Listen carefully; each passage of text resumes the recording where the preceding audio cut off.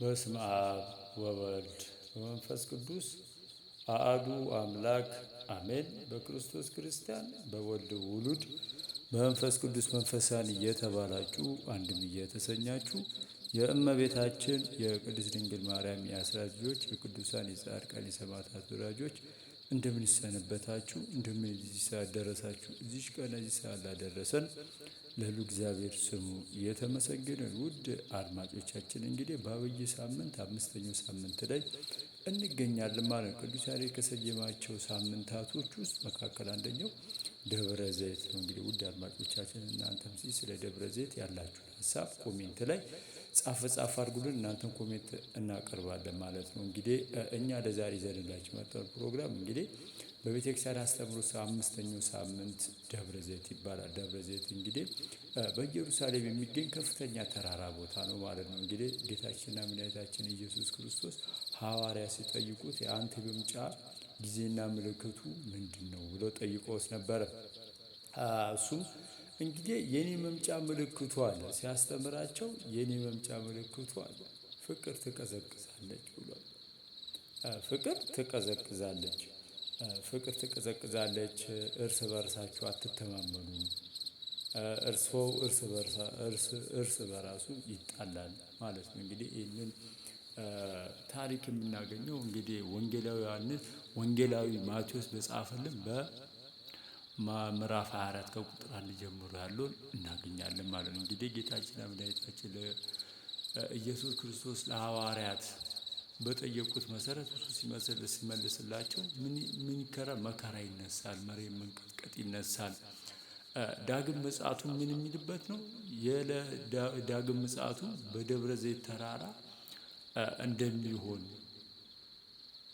ዓለም እንደምታልፍ ዓለምን የምታልፈው ሊቃውንት አባቶቻችን ሲያስተምሩልን ሲያመሰጥሩልን ይላል።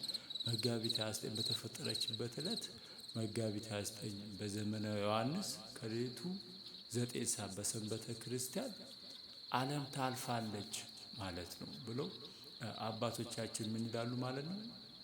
ያስተምራሉ ማለት ይሄ በዚህ ዕለት የሚነበቡ መልእክታት የሚነበቡ ወንጌላት የሚቀደሰው ቅዳሴ በጠቅላላ ዕለተ ምጽአትን የደብረ ዘይትን ዕለት የሚታሰቡ ናቸው ማለት ነው። በዚህ ዕለት ቅድስት ቤተ ክርስቲያናችን ጌታችንና መድኃኒታችን ኢየሱስ ክርስቶስ ዳግም ይመጣል ብላ የምታስብበት ዕለት ስለሆነ እኛ ክርስቲያኖችም ይህንን ዕለት በደንብ አድርገን በደንብ ትምህርቱን ተምረን እንግዲህ አምላካችን ከቅዱሳኑ ጋር እንደሚመድበን ተስፋ እያደረግን ምን የምንልበት ነው ማለት ነው። ያንን ጊዜ ያንን ሰዓት የምናስታውስበት ነው ማለት ነው።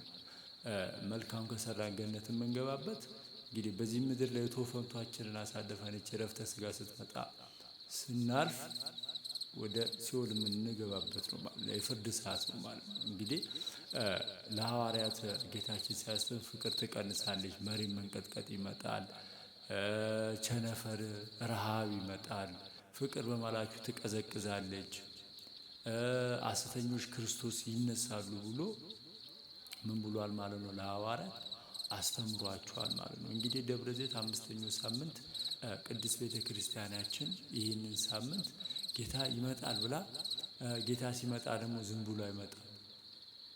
እንደምናስበው ወይ ደግሞ መናፍቃን እንደሚሉት ለምን ዳግም ሊሰቀል አይደለም።